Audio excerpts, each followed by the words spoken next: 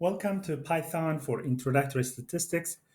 In this video, I will show you how to use a function that is already built for us to find the confidence interval. And actually, it will give you the margin of error. So if we scroll down here, go to chapter 10, section 1, confidence interval for the mean, and scroll down here, there's a function that's already written. So we can copy this function and paste it into our um, Colab. So let's do it right here.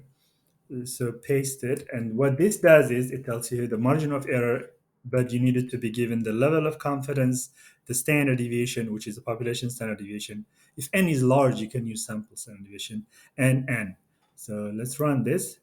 All right, it's working fine. So now we will call this function, and the name of this function is error z. So I'll just copy this. Okay, I'll copy this so you don't make any spelling error and put it here in the new.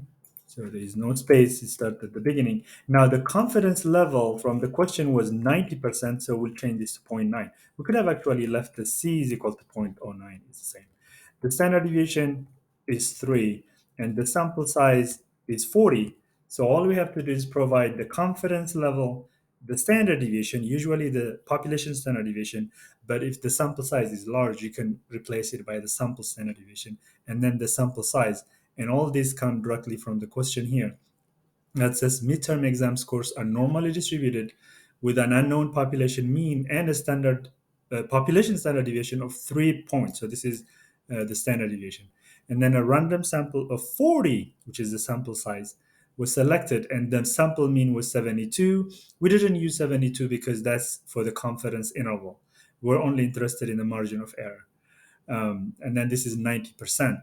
So now if we run this, it will tell us that the margin of error is zero point 0.7 and so on. Now if you wanted to do the rest, we'd add and subtract the mean. Now the mean is 72, so one would be 72 minus the margin of error, which we can just copy this number and paste it. So if you subtract the margin of error, this will be the lower end, and we can copy this and paste here. This I'm just using now Colab as a calculator.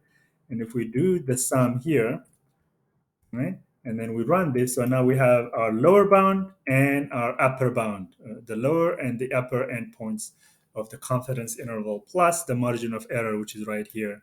So we can always use this function, but you had to copy and paste it every time you need it. And I hope this is helpful.